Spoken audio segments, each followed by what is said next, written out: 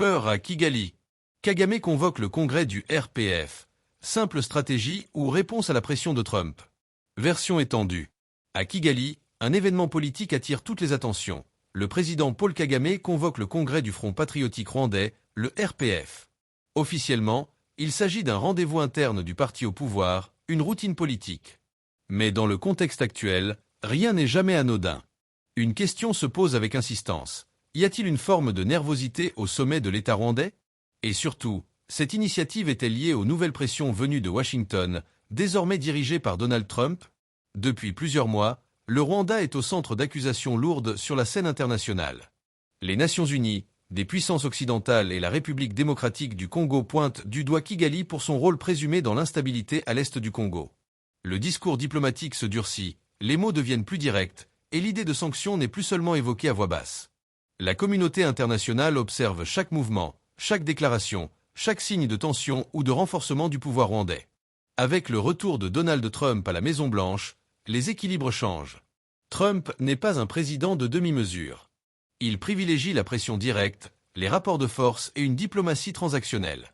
Pour Kigali, cela signifie une incertitude stratégique inédite. Le Rwanda, longtemps perçu comme un partenaire discipliné et efficace par l'Occident, pourrait désormais être jugé avec une froideur nouvelle. Chaque décision, chaque initiative est désormais scrutée sous un angle géopolitique.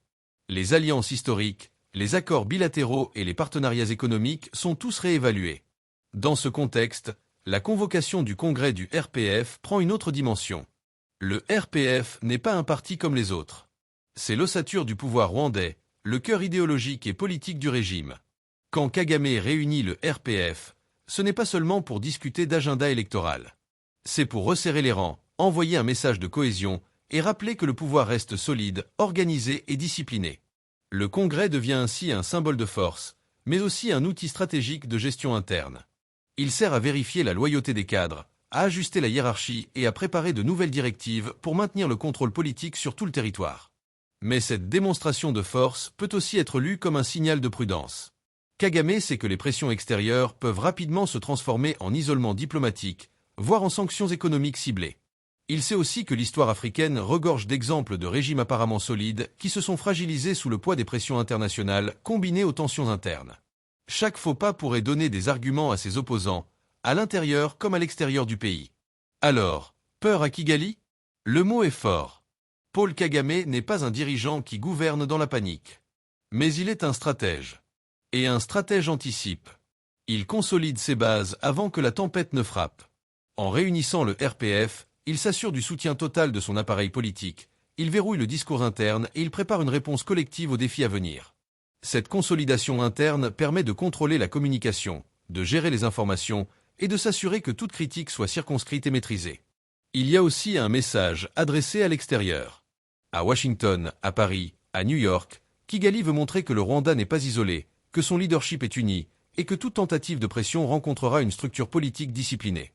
C'est une manière de dire « nous sommes prêts ». Cette posture est essentielle pour la diplomatie rwandaise, qui repose autant sur la perception internationale que sur la force réelle du régime. Mais cette stratégie comporte des risques. À trop afficher la fermeté, le Rwanda pourrait renforcer l'image d'un régime fermé, peu enclin au dialogue, ce qui pourrait alimenter davantage les critiques. À l'inverse, toute concession visible pourrait être interprétée comme un signe de faiblesse.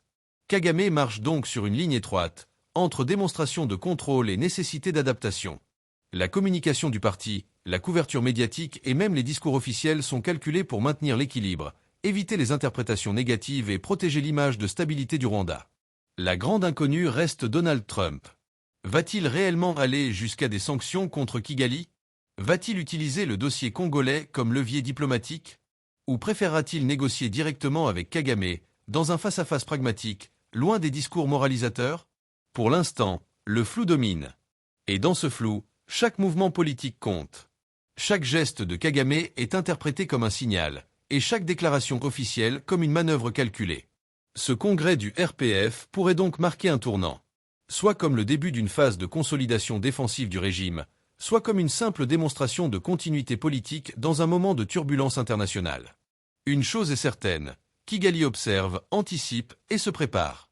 Le Rwanda, qui a longtemps été perçu comme un modèle de stabilité en Afrique de l'Est, est maintenant confronté à une complexité nouvelle, entre pression internationale, défis régionaux et exigences internes. La question n'est peut-être pas de savoir si Kagame a peur, mais plutôt jusqu'où il est prêt à aller pour préserver la souveraineté, l'image et la stabilité de son pouvoir face à un monde de plus en plus hostile. Les semaines à venir seront décisives. Et le Rwanda, plus que jamais, est sous les projecteurs. Les décisions prises lors de ce congrès pourraient définir non seulement l'avenir du RPF, mais aussi la position stratégique du Rwanda sur la scène internationale pour les années à venir. Kigali sait que le monde observe, que Trump regarde, que la RDC analyse, que l'Afrique entière scrute chaque mouvement. Et dans ce contexte, le congrès du RPF n'est pas qu'un événement interne, c'est une déclaration politique et stratégique.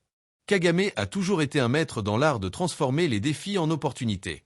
Mais cette fois, les enjeux sont plus élevés, les regards plus attentifs et la marge de manœuvre plus étroite.